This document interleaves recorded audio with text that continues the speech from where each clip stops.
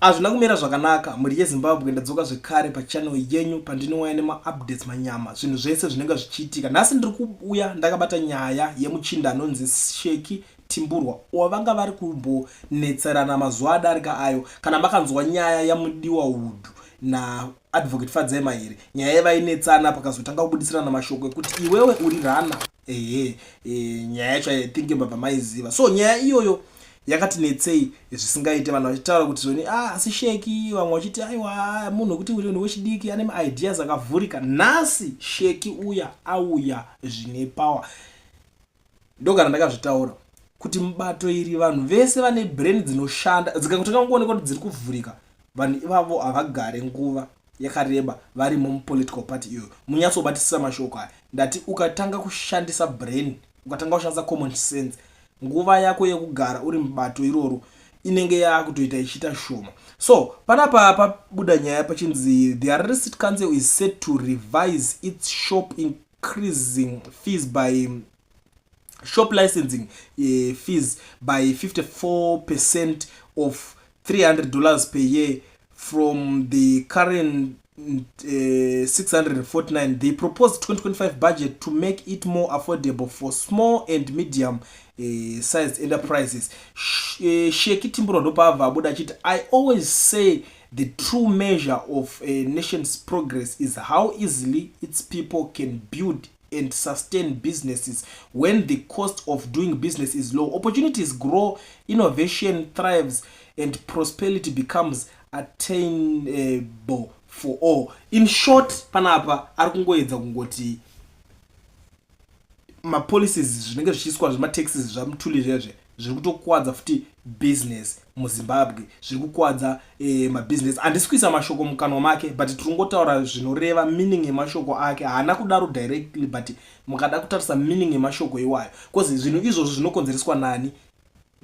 Ndimutule Ncube ndiananga achiisa mapolicies.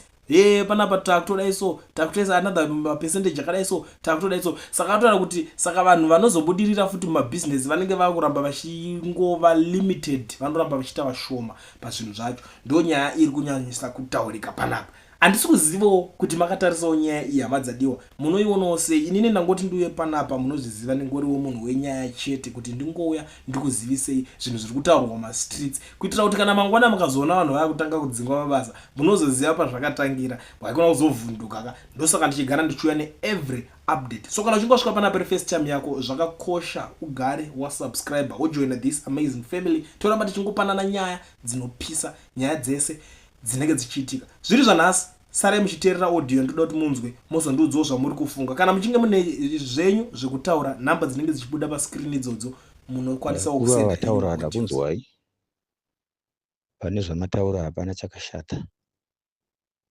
Mafungiro edu hatifanani. Uchiona mazita edu akasiyana, umwe anonzi Peter umwe anonzi Andrew, nepfungwa dzine dzakatosiyana. Chakakunakirai hachina kundinakira, chinondifadza hachikufadzii. Saka hatingati pamune zvamataura pane chakaipa. Aiwa, zvakakunakirai. Inini chokwadi chandangoda chete ndechekuti mukati paita mahure echirume munenge magona kutaura chaizvo. Kana achitaura mahure echirume tiri kutaura vakomana vetriple ava vanopinda mubato vavhoterwa nevanhu, vasvika ikoko vosvika vochinja, vakuita zvisirizo zvavakavhoterwa, vakuita zvinangwa zvisirizo zvavakatumwa nevanhu. Chihure ichocho icho, nekuda mari, ozi hure nemari zvinofambidzana, nekuda motikari. Ipapo handiparambi mataura zvakanaka. Pamazotaura zvekare kuti Mnangagwa ngaabvise vanhu vese ava asare oga, inde achifunga kuti muchati ngaabvise mbavha dzese, ngaabvise mahure ese, iye pakupedzisira ozobvawo opinda vamwe, nekuti hapana chaanorambira akagara. Kana 2 terms dzake dzakwana anofanira kungobuda opindawo vamwe. Ndopandiri kupikisana nemuchete ipapo. Pamwe pese apa mataura zvakanaka, umwe nomwe ane mafungiro ake. Mnangagwa zveshuwa haasi Mwari, Wenga haasi Mwari, mumwe atoriwo munhu akasarudzwa nevanhu, munhu akatonzi vanhu vane chinangwa chekuti chichaitirwa zvakanaka. Saka kana vaMnangagwa vapedza kubvisa vanhu vese, ivo vochionawo kuti vopa ani anosara achitungamira nyika, kwete zvekuramba vakamira pachituro. Munhu mukuru wekutoti munhu anoda kupiwawo nguva yekuti adye mudyane wake ndigere, achionawo vazukuru vake, achitendera-tendera achionawo nyika makona makona umo achidzidzisa vanhu kurima. Ndofunga is a good example yekuti ane prize vanhu vachiuya vachiyemura vachidii, kwete zvekuti vanotora vanhu mumusangano voenda navo kufamu vachinoita meeting ikoko iyo parliament iriko yakavakwa. Ipapo tinopokana napo ipapo.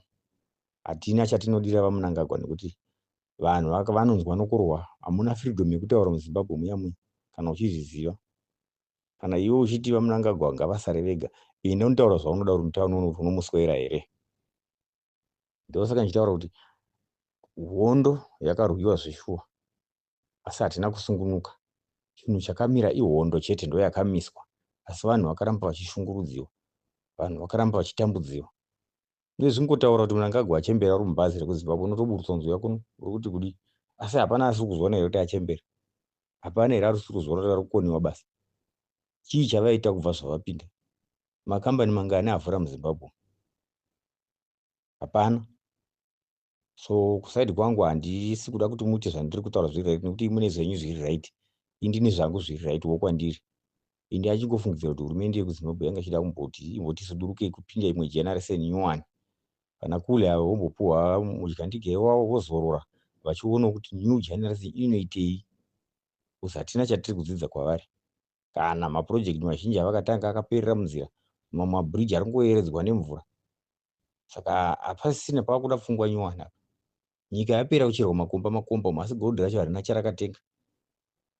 Kuchiyadzwa kuno Diamond rakabuda hatina kuzomunzwa kuti chiyadzwa chacho kaenda ko, hapana chakadhivhelopiwa.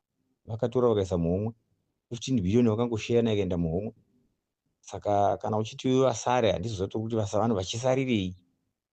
Ngavangoendawo pamudyandigere pane vamwe ipapo, vomboonawo vamwe vachitonga. I think zvinhu zvakanaka kuvanhu vakuru kuti vasiye basa vanhu vachiri kuvada. In terms of kuti kana tikasangana navo tinova respect. Pane kubva pachinzwa vangonzi dei vabva. No, hazisi zvinhu zvakanaka izvozvo. Tiri vana veZimbabwe toda kusungunuka, toda kutambanuka, toda kuti tiite zvatinodawo munyika medu. Uye zvino mbare muzika yakapisiwa. Zvinorevei zuva panhu paitengeswa vanhu 10,000 voti vanhu vakadaro ngavasare, vanosarira chii? Pisa musika for your own benefit. Hakusi kufunga kwakanaka ikokoko. Ini ndiwo mafungiro angu baba, handisi kuti nditevedzere, kwete. Toda kudzidza zvinhu zvakanaka kubva kuvakuru, kwete kudzidza utsinye. Ngavabvisane vega vega 1-1 vachabvisane. Ndokunonzi kupandukirana kwemarudzi kuri muhurumende ikoko. Achabvisana kusvika kwasara, achasara wacho achazoona ndarohwa nemhepo achabva ega. Tinotenda.